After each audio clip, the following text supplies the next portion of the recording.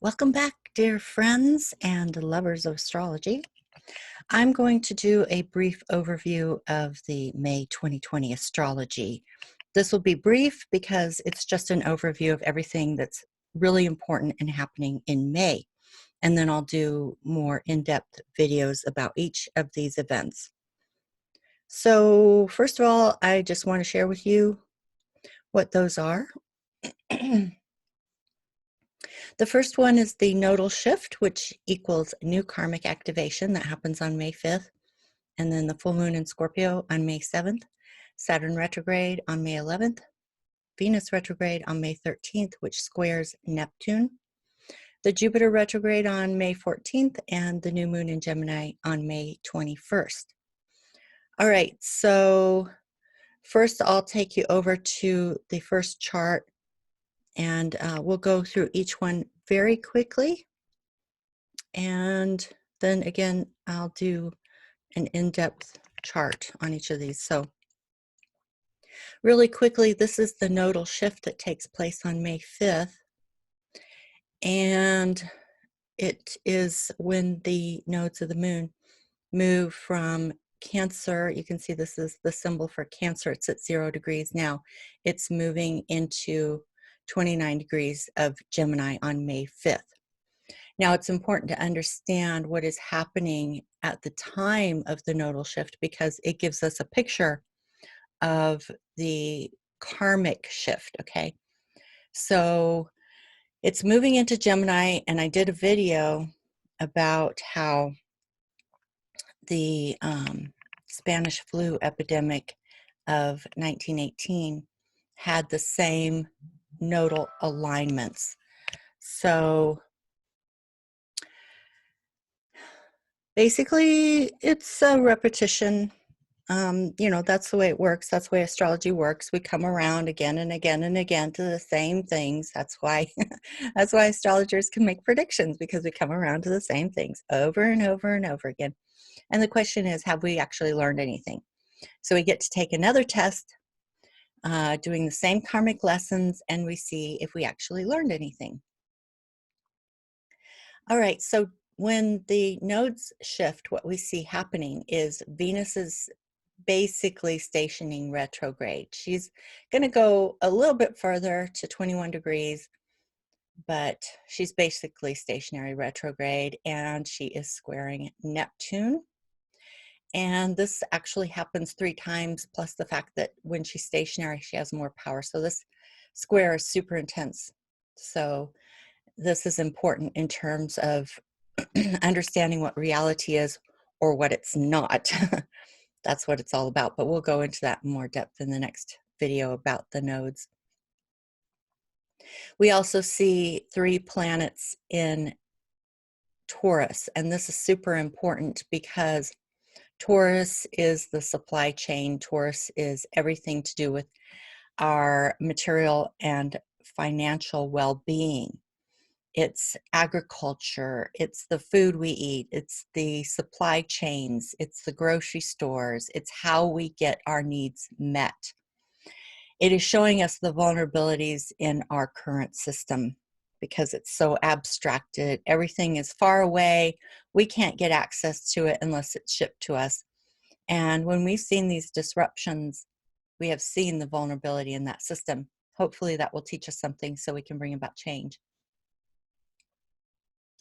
We also see that Uranus is squaring Saturn, and that's going to continue to be an issue with people wanting liberation and authority saying, no, you have to stay, you have to shelter in place. Now, some people are fine with that, but some people are not. And this square is an indication of the people who are not fine with it. Pluto and Jupiter are still conjunct, and this month Jupiter will also go retrograde. You can see Pluto's already retrograde. And again, Pluto is all about this issue of death, that in a sense we're obsessed with death because Pluto rules death and Jupiter is magnifying it. Jupiter expands whatever it touches. And so it's magnifying the impact of Pluto. But Pluto has other things too that it represents power. So abuses of power can be unveiled with the Pluto-Jupiter conjunction. And, you know, it's all about missing information, really fundamentally, trying to understand what reality is. This is what it's all about. And this takes us into our Pluto initiation and transformation, which is how we will evolve our consciousness so that, you know, hopefully in 20 years when we come around to this cycle again, actually it's more like 18 or 19 years, hopefully by then we will have learned our lessons and be able to handle it better. Now, the thing to understand is that it has to change fundamentally on an individual level first, because the structures of authority cannot exist without the consent of the people. Now, some people may not believe that's true, but it is actually true. And this is something that we're going to learn through the process of these alignments.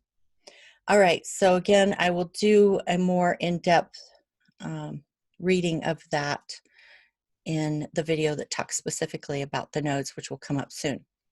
Okay, let me pause for a second and I will see if there are any other charts that I want to touch on today before I end this video. Okay, I think I'll just go back to the list of alignments that are coming up this month. And again, I will do individual videos on all 6 of these, but these are super important for the month of May. As you can see, there's a lot of really powerful stuff happening in May. We're going to see shifts, and some of those shifts, I believe, will contribute to a rolling back of the lockdowns and shelter in place that we've been in for quite a while now. And I think that's partly due because the flattening of the curve has happened and people are getting restless, and you know, if the economy goes too long, it will crash even further. So there are definitely powerful motivations to relax these rules for the lockdown and sheltering in place. And also, we're already seeing examples of that. They showed examples of beaches opening up, and apparently Georgia is opening up. So there are lots of examples of the fact that this is already beginning to reverse, which is part of the cycle of the retrogrades. It reverses things, so that's what we're seeing. But there's still a ton of missing information, which we'll talk about in the next video, and there will be another wave. So that's easy to predict as an astrologer. So just keep that in mind. Just watch what's happening out there, but take care of yourself. Okay, so that's it for today, and I will be back with the more in-depth videos later. Thank you. I will see you again next time. Bye-bye.